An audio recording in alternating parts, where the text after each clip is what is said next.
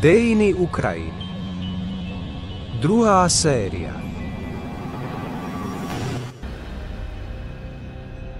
Prvé antické mestské štáty na pobreží Čierneho mora vznikli z obchodných spoločenstiev na konci 7.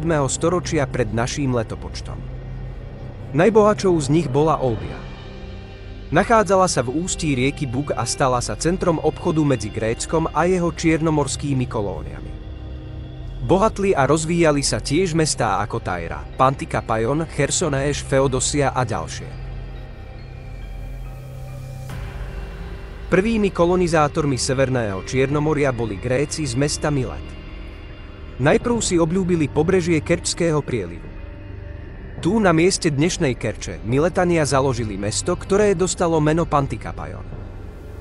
Podľa legendy im pôdu pre toto mesto dal skýtsky kráľ. Skýti chceli obchodovať s Grékmi a preto im nebránili v budovaní svojich kolónií. Celkovo Miletania založili na brehoch Euxinského pontu viac ako 70 osád. Čiernomorské kolónie boli obilnicou Grécka. Odtiaľ sa do Grécka a Malej Ázie vyvážali obilie, kožušiny, med, vosk, ryby, soľ a stavebné drevo. Časom grécke kolónie získali status polis. Polis bolo nezávislé mestoštát, ktoré malo vlastné poľnohospodárske územie. Najvyšším orgánom štátnej moci bolo ľudové zhromaždenie, ktoré sa skrátene nazývalo démos.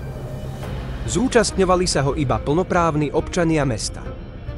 Otroci, cudzinci a ženy neboli k riadeniu pripustení.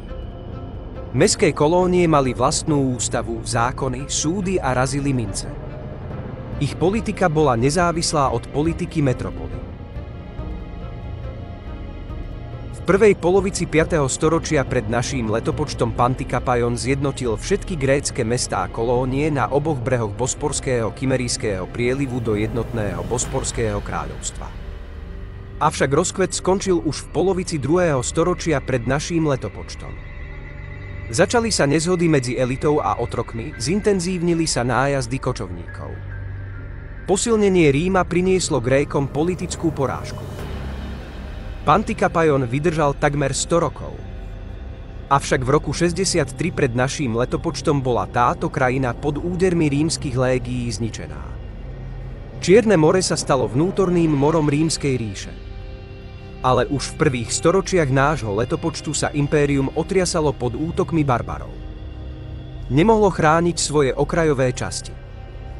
V roku 270 tu prešli ohňom a mečom Góti a o storočie neskôr Huny nezanechali kameň na kameni.